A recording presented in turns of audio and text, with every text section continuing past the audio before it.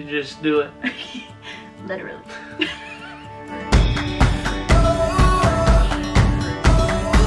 Hello there, people of the internet. It is Wednesday. Today is our 4-year anniversary. In light of that, we are going to do a marriage Q&A. I asked you on Instagram for some marriage-related questions, whether it's about our relationship in particular or just marriage in general. So we're just gonna hop right in because you guys sent 54 comments as of right now. So let's get started. Okay, we're gonna start with the first question, which is the most asked question, and that is, what do you guys think is the best part about getting married or starting a family at a young age? Or we had different versions of like, do you regret it? Do you feel like that was God's plan for you all this time? So obviously one of the big things about getting together young and getting married and having kids at a young age is when we're older, I mean, I guess the way we saw it, even from the very beginning, was kind of long-term game, not necessarily just short-term. Whereas long-term, we're going to be grandparents, well, hopefully, we'll be grandparents in our 40s or early 50s, where we're going to be able to enjoy and get down and play with our grandkids and really see our kids grow. And then also, you guys know, we want to adopt. And we've also talked about being foster parents or adopting kids out of the foster system, like way down the road as these kids are getting ready to age out of the foster system. We want to be younger parents so that we can continue to do that. Yeah, a lot of people are, well, don't get married too young because you'll miss out on all the fun that you can have when you're younger. Like, we can travel, like getting married young and having kids young means that we can travel when we're older and it's just the two of us. Yeah. And when we're more set in life and we have more money than if we were younger, you know, if you play your financials correctly, more money. Every once in a while, when I see other people, like other younger couples that don't have kids going on vacations and stuff, every once in a while I'm like, ah, that'd be nice. But do I regret it? Absolutely not. Yeah, no. Long-term game is what we're playing here. The next question we also got a lot, and that was like, where do we see ourselves in like 4 or 5 years from now? 4 to 5 years, we will own a house not in Illinois. Not 100% guaranteed. As far as kids, will we have another by that point? I don't know. Who knows? We might have another biological. Yeah. We may have already adopted, or we may just be starting to adopt. Who knows what else the cards may hold for us. And the next most asked question was tips for a successful marriage, or just like our #1 tip or the thing that helped us the most getting married young. So our #1 tip is always communication. Reading books. Reading marriage books. Yes. Reading the Bible. Communicating. I know everyone's so used to hearing it, but it's a lot easier to say over and over than actually do. We do eventually always communicate, and it never gets to like a unhealthy point or anything like that, but we're not perfect at communicating. It is something that you have to consciously stay on top of, especially as women, when we're always like, no, nothing's wrong. But that's a lie. Men, you know what I'm talking about. When the women say there's nothing wrong, you know that is a flat out lie. One of the marriage books we highly recommend is The 5 Love Languages as a starter, because with that you will find out what your spouse's love language is, and knowing that is huge. Really? I know her love languages, and I don't always do a great job of showing it to her. He does great at one, the other one. Yeah. Yeah. But it's something that I'm aware of. And then along with that, Calvin asked for common pitfalls to avoid, so before getting married. Something to avoid entirely is expectations that your spouse is going to change. Yeah. I don't know a single person that has not at some point said, oh, I think I can get her or him to change a little bit in this way, and then that'll just make me so much happier. And it's not to say that they can't change a certain thing, but change is something that that person has to completely make the decision on their own for, and you yourself cannot change a person. If you try, things aren't going to work out. There'll be a lot more pushback. I feel like a common pitfall, and I'm going to mention this in just like as Christians, if you are someone who's saving yourself for marriage, this is something that I saw growing up in the church, in my church in particular, was that teaching that sex is evil, not that sex is for marriage. So speaking to those of you that are saving yourself for marriage, don't let yourself get in the thought process of sex is evil. Get in the thought process of sex is for marriage. Because I have seen people struggle after getting married still with sex because they've been so brainwashed almost to think that it's evil and not that it is a gift from God for marriage, that it's hard for them to enjoy it once they're married. So that would probably be like a big thing to be careful, because both men and women can struggle with this. I've seen it with both. I don't know if it really lines up with the question, but I feel needs to be mentioned. So obviously, growing up and before marriage, you have friends of both genders. If you're a man and you have a really close friend that's a girl that is not your girlfriend or fiance or spouse, it's best not necessarily to cut ties entirely, but to wean off that relationship. Yeah. Same goes for if you're a woman and you have a male friend. Just because there's so many different lines that can possibly be crossed with those types of friendships, even if they're not meant that way. And you can be not sexually cheating at the same time. You can be emotionally cheating. We've just decided, both of us, that we're not going to have like close friends that are the gender that we are attracted to. That's not what we're going to do, because it's just not, it's not healthy for a relationship. And I think no matter who you are, even if you say you're not the jealous type, it's gonna be there. A little bit. Obviously there are like emergency situations where things like come up, that's different, but we're talking just things that are avoidable. Like there's no reason, and it's like we said, you don't have to cut ties. You can still be friends, but you can hang out together. Like, get a group of people, hang out with that friend. You can still be friends with that person, but hanging one-on-one is just something that probably shouldn't happen anymore.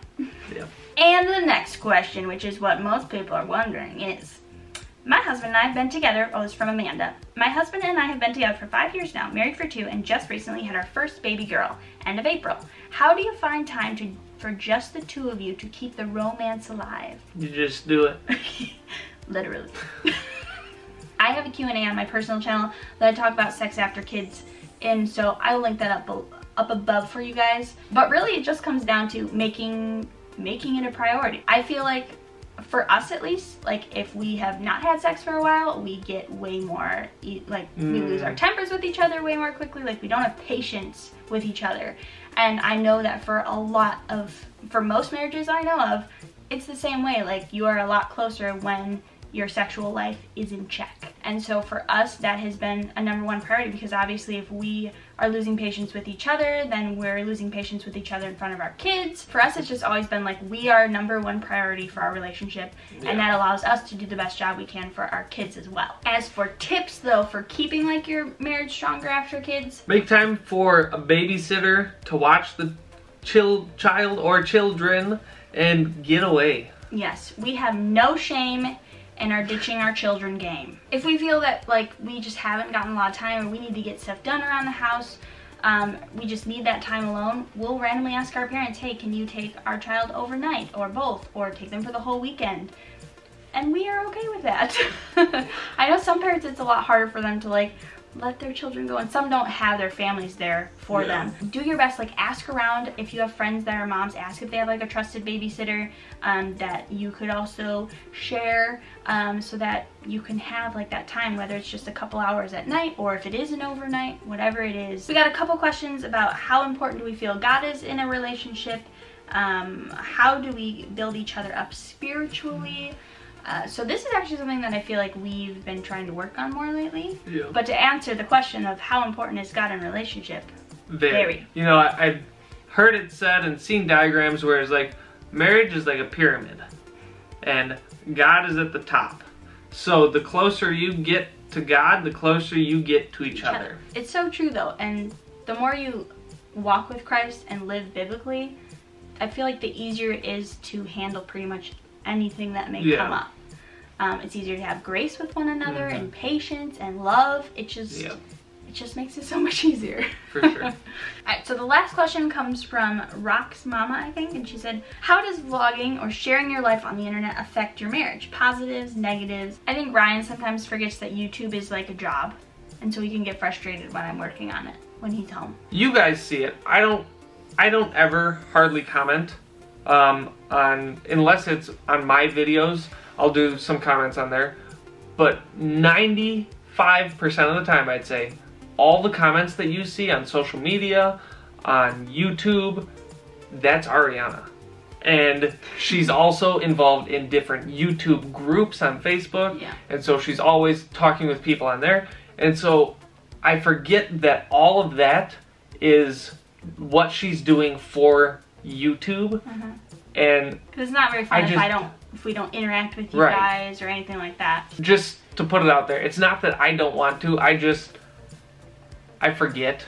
Well, you also don't have the time. He's at work all day. I'm at work all day, and then I come home and spend time with the kids. Yeah. I've been trying to be a little more active. I've responded to a few people's tweets recently. I don't know if I've really posted my own tweets, but... To be fair, this channel started with just me. Yeah. So beyond that, and there's just a little bit of frustrations there, sometimes it does get stressful when it's like, okay, we don't have a video. We need to do something to put up a video. What are we gonna do? Or like this last weekend, we hardly filmed at all because Saturday I was at my friend's bachelor party, which was the entire day, but there wasn't a ton of footage going on.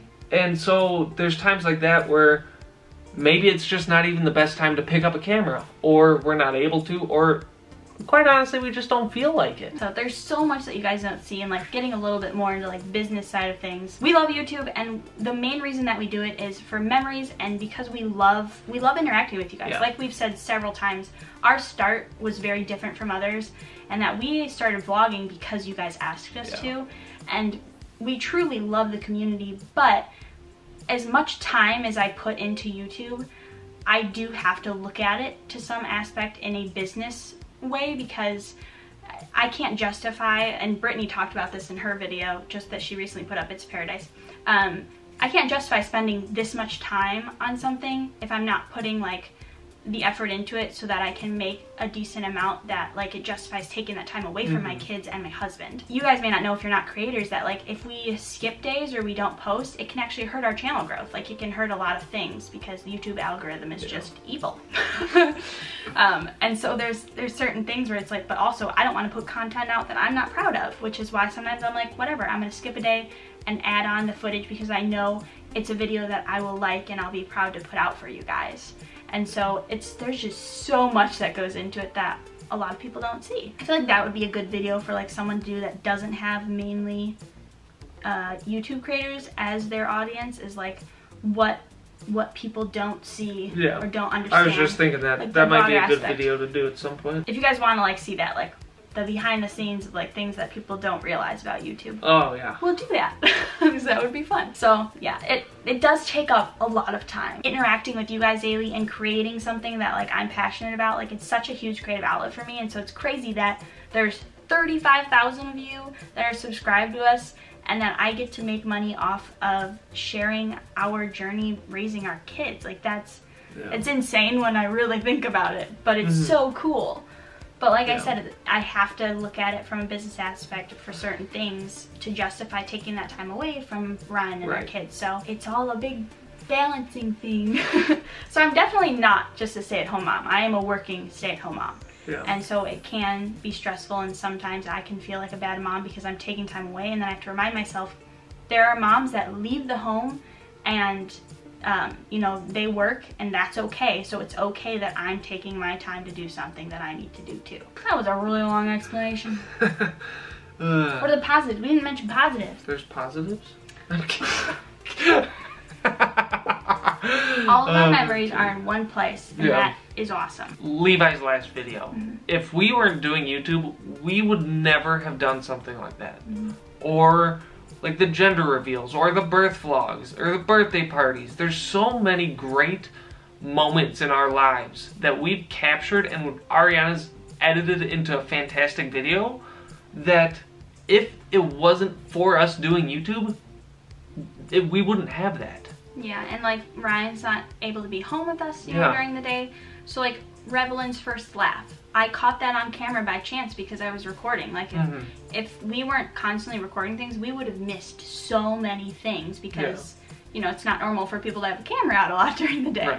And so we've gotten to capture these things that like Ryan wouldn't get to see because he's not home, and now he at least gets to see them after when they happened. You know, except for Aerilee because she was difficult and she decided to just walk out of the blue. But you got the second one. Yes, I did. So yeah, it's just nice that even when Ryan's not home, he can watch back something and be like, hey, what did they do today while I was gone? And you can watch it. Honestly, there's a lot of times that I wish that we had started vlogging way earlier, before we got married. Because there were so many different things that we did before we got married, before we had kids. Because really, realistically, we started vlogging the beginning of the month that we found out Arianna was pregnant with Rev. Yeah. There's so many memories that we missed out on having on video that it's like, man, I wish we would have been vlogging at our wedding. Yeah, that would have been incredible. Yeah, like we have our videographer stuff, but it's just so different being like one-on-one with the camera and getting your own moments. So that's going to be it for this video. Hope you guys enjoyed it. If you did, hit that big thumbs up. Hit that subscribe button if you're new and you want to continue to see more content like this. Are we on your channel? No. That's how you end your channel. I was gonna say more daily content, but we aren't daily, so. So that is going to be it for this video. Hope you guys enjoyed it. If you did, hit that thumbs up, hit that subscribe button if you're new, and as always, we will see your wonderful faces on Friday. Bye. Bye.